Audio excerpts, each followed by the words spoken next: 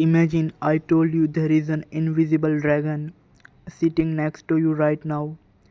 You can't see it, you can't touch it, you can't detect it anyway. Would you believe me? Probably not. And nobody would call you irrational for saying, cool claim, got any evidence? So here is the question, why should God be different? Let's get something straight. This video is not about proving God does not exist. That's a completely different claim. The question is much simpler.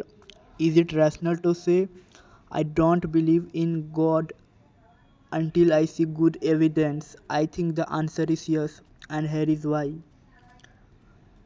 Every day you accept small claims with almost no evidence. Your friend says he had pizza yesterday. Sure, whatever. Nobody asks for a 20-page report. Why? Because it's a tiny claim. Now compare that to this. A supernatural being created the universe, watches everything you do, answers prayers, exists outside space and time. That's not a small claim. That's one of the biggest claims imaginable, and big claims need strong evidence. That should not be controversial. That's how we treat every other claim. Now, religious people often say, but I have evidence, and to be fair, many genuinely think they do. Maybe they felt God presence, maybe they had a prayer answered, maybe they had a powerful spiritual experience. I am not saying they are lying, not at all. The problem is something else. People from different religions say the exact same thing. A Christian says his experience proves Christianity. A Muslim says her experience proves Islam. A Hindu says his experience proves Hinduism. They can't all be right at the same time. So, how do we figure out who is correct?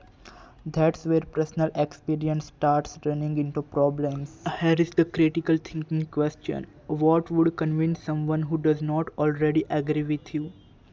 That's the standard, not what convinces believers, what convinces people who don't already believe. And that's where the debate usually begins. So, disbelief in God justified? It is, and here is my takeaway. In every other part of life, we don't believe things just because someone says they are true. We ask, how do you know? What's the evidence? And honestly, I don't see why God should be the one exception. If someone makes a claim, it's on them to support it, not on everyone else to believe it first. Now, does that prove God doesn't exist? No, not at all. But that's not the point.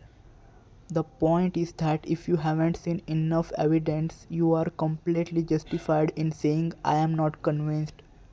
That's not close minded, that's not irrational. That's just applying the same standard you'd apply to any other claim.